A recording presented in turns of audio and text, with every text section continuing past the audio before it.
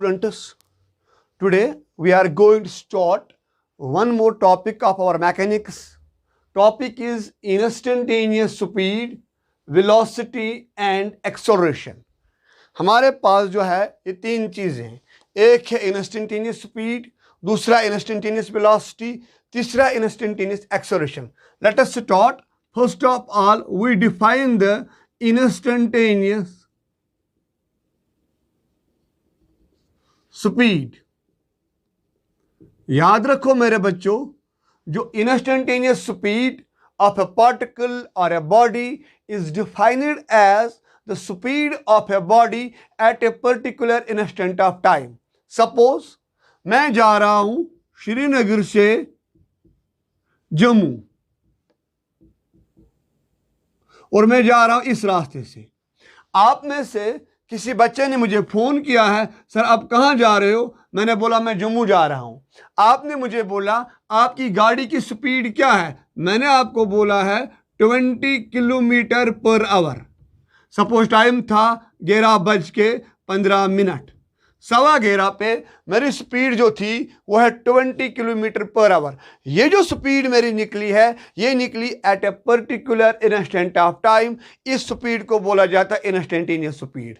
Suppose मैं पहुंचा हूं इस जगह पे, यहां पर बजे थे 12:20 पे. आपने अगेन मुझे बोला आपकी स्पीड क्या है? मैंने बोला है मेरी स्पीड है 50 किलोमीटर पर आवर. जो ये स्पीड मैं आपको बोल रहा हूं ये कब है? 12:20. ये कब क्या? 11:15. इस स्पीड को बोला जाता है instantaneous speed. Let us define.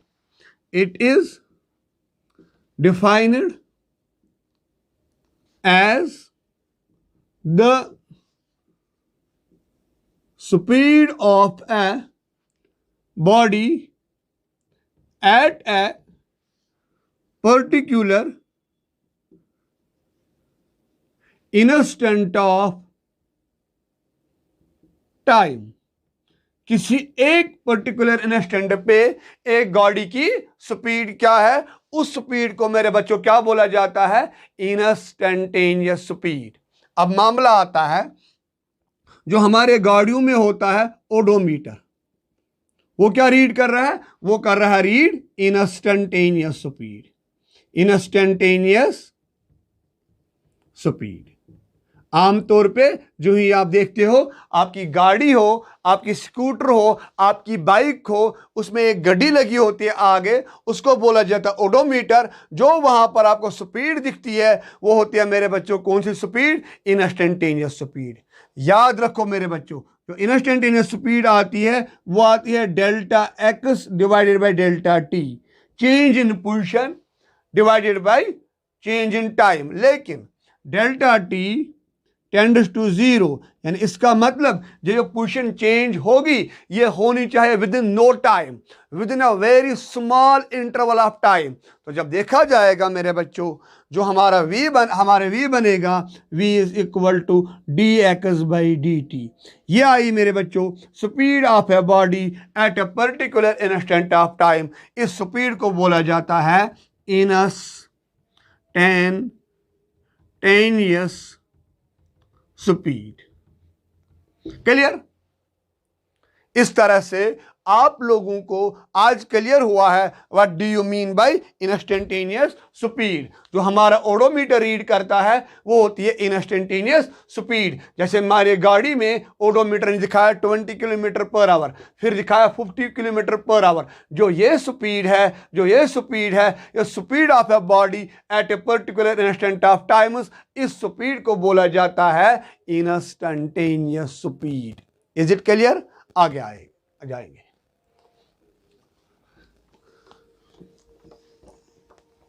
इस तरह से हम लोगों ने एक चीज देखा है, जो इंस्टेंटेनियस स्पीड होती है वो होती है डेरिवेटिव ऑफ द डिस्टेंस. हम लिख सकते हैं ऐसे, v is equal to dx/dt. kept this thing in your mind and kept on your notebook. Second point आता है मेरे बच्चों instantaneous velocity. Instantaneous velocity. देखो मेरे बच्चों कैसे, अगेन मैंने ये कर्व बनाई, सपोज ये जा रही है फ्रॉम श्रीनगर टू जम्मू। देखो मेरे बच्चों क्या चीज है, इस वाले केस में मैं यहां से ऐसे जा रहा हूं, यहां पर, यानी जो मेरी डायरेक्शन है वो ये है, ये होगी मेरी स्पीड v1। ये डायरेक्शन इंडिकेट कर रहा है, स्पीड का मैग्नीट्यूड कितना है v1, साथ में डायरेक्शन है। या मैं यहां पर आया हूं, ये ऐसे बनेगा, या मैं यहां पर आया हूं, ये ऐसा आएगा। ये v1 है, ये v2 है, ये v3 है। जब देखा जाएगा जो ये v1, v2 और v3, यहां पर मैंने 3 लाइनें लिए हैं। ये है मेरे बच्चों लाइन 1, ये है मेरे बच्चों लाइन 2, ये है मेरे बच्चों लाइन 3। जो लाइन 1, लाइन 2, लाइन 3 अगर देखा जाएगा, जो ये हमारी पाथ है, ये इस पाथ है टेंजेंट। क्या है? टेंजेंट। इस कर्व को क्या है मेरे बच्चों? ये टेंजेंट। यानी सबसे पहले हम डिफाइन करेंगे instantaneous velocity. The instantaneous velocity of a body is defined as the velocity of a body at a particular instant of time. ठीक है मेरे बच्चों, the velocity of a body, instantaneous velocity of a body is defined as the velocity of a body at a particular instant of time। अब मसला है, जो ये velocity है ये वेक्टर क्वांटिटी है। अब मामला है इसकी डायरेक्शन क्या होगी। ये इंपॉर्टेंट पॉइंट है, आमतौर पे ये टीचर्स क्लासरूम के अंदर मिस कर रहे हैं। अब इस वेलोसिटी की डायरेक्शन क्या होती है, यहां पर देखो मेरे बच्चों, ये कर्व है। जितने मैथमेटिकल स्टूडेंट्स है वो समझेंगे, वो इस कर्व को क्या है, ये टेंजेंट। ये क्या है? टेंजेंट। यानी इसका मतलब है जो भी कोई गाड़ी है, जो भी कोई पार्टिकल है, जब वो किसी पाथ से चलेगा, जो इस पाथ को टेंजेंट होगा किसी भी पर्टिकुलर पोजीशन पे, पर्टिकुलर इंस्टेंट ऑफ टाइम पे, वो होगी डायरेक्शन ऑफ द वेलोसिटी। ठीक है कि नहीं? The direction of tangent to a curve at a particular position is the direction of velocity। इस तरह से अगर आपको किसी भी वेलोसिटी की डायरेक्शन निकालनी है, किसी भी पोजीशन पे, किसी भी टाइम पे, आप क्या करोगे? जो पाथ है उस पाथ को डालोगे टेंजेंट। जो पाथ का टेंजेंट होगा वो होगी डायरेक्शन ऑफ वेलोसिटी। इस तरह से हम लिखेंगे जो v है वो आएगा dx by dt, rate of change in displacement पर यूनिट टाइम। इस तरह से मेरे बच्चों हम लोगों ने वेलोसिटी को डिफाइन किया। इस तरह से हमने किसको डिफाइन किया? स्पीड को। Now next topic we will define the acceleration. Now we will define the acceleration. इस तरह से हम लिखेंगे v is equal to dx by dt। जो डायरेक्शन ऑफ द वेलोसिटी होगी वो क्या होगी? Along the tangent to the curve. जिस डायरेक्शन में आप किसी भी कर्व को डालोगे टेंजेंट, उसी डायरेक्शन में होगी उस बॉडी की velocity. The direction of velocity is along the direction of tangent to the path along which body will move. अब आएगा इसके बाद वन मोर पॉइंट, इसको कहा गया है एक्सेलरेशन। एक्सेलरेशन क्या आता है? Rate of change in velocity per unit time. Change in velocity per unit time. ठीक है मेरे बच्चों, क्या आता है? Change in velocity per unit time. जब देखा जाएगा a instantaneous acceleration that is equivalent to delta V divided by delta T, where delta V क्या है? Change in velocity. क्या है? Change in velocity. लेकिन यहां पर याद रखोगे the direction of acceleration is along the direction of change in velocity। जिस डायरेक्शन में वेलोसिटी चेंज होगी उसी डायरेक्शन में मेरे बच्चों क्या होगी? एक्सेलरेशन की डायरेक्शन।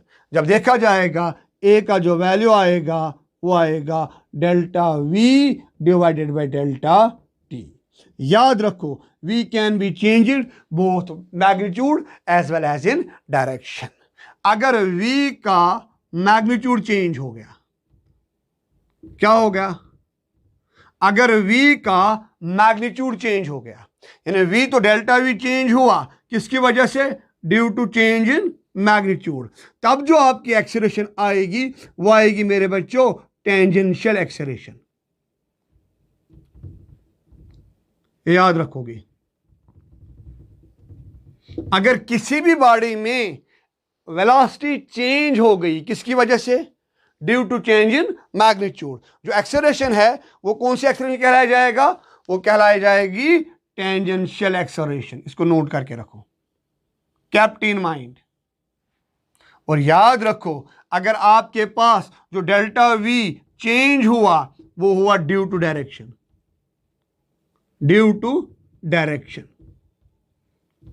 यानी चेंज इन वेलोसिटी तो हो गई, किस वजह से हो गई? Due to change in direction. उस वाले में मेरे बच्चों ए को बोला जाता है रेडियल एक्सेलरेशन। इन पॉइंट्स को नोट करके रखो। ये लगते हैं आपको स्मॉल पॉइंट्स, लेकिन मेरे बच्चों इन पॉइंट्स से आपकी बेस बनेगी। इस तरह से हम लोगों ने 3 चीजों को डिफाइन किया है। किस किस को डिफाइन किया है? इंस्टेंटेनियस वेलोसिटी, इंस्टेंटेनियस एक्सेलरेशन और इंस्टेंटेनियस स्पीड। ठीक है मेरे बच्चों, हमने लिखा है ए का जो वैल्यू आया वो आया dv/dt। लेकिन साथ साथ और एक बार बोल रहा हूं, अगर डेल्टा वी चेंज हुआ ड्यू टू मैग्नीट्यूड तो ए बनेगा टेंजेंशियल एक्सेलरेशन। अगर डेल्टा वी चेंज हुआ due to change in direction तो ये बनेगी रेडियल एक्सेलरेशन। ठीक है मेरे बच्चों, आगे बढ़ेंगे। अब हम बनाएंगे कुछ क्वेश्चंस। हमें दिया गया है suppose s is equal to 4t square minus 3t। 4t square minus 3t। आपको बोला जाएगा find the displacement of a body या position of a body, displacement of a body when velocity is equal to 0।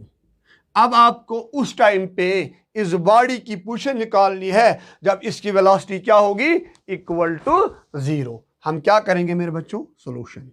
हम जानते हैं v is equal to ds/dt, क्योंकि इस वाले केस में जो s है ये माना जाएगा डिस्प्लेसमेंट। ये है 4 यहां पर, तो यानी इसका मतलब v का वैल्यू क्या आएगा? d/dt of s। s किसके बराबर है? 4t square minus 3t। अगर इसकी डिफ्रेंसिएशन करनी है उसके लिए आप पीछे जाओगे, आप देखोगे डिफ्रेंसिएशन पे मेरा लेक्चर नंबर 2, वहां पर मैंने ये डिस्कस किया है। तो जो v का वैल्यू आएगा वो आएगा 8t माइनस 3। 8t माइनस 3 यानी अब आपको कब निकालना है displacement? When the velocity is 0, यानी v इज इक्वल टू 0। इसका मतलब है 8t minus 3 is equal to 0। इसका मतलब t का वैल्यू क्या आएगा? 3/8 सेकंड। t का वैल्यू कब आया? ये 3/8 ऑफ द सेकंड। ये वैल्यू यहां पर सब्स्टिट्यूट करो, यहां से हमें आंसर मिलेगा। कैसे मिलेगा आंसर? देखो कैसे। अब आपको निकालना है s when v is equal to 0, that is equal to 4 into 3/8 का होल स्क्वायर माइनस 3 इंटू 3/8।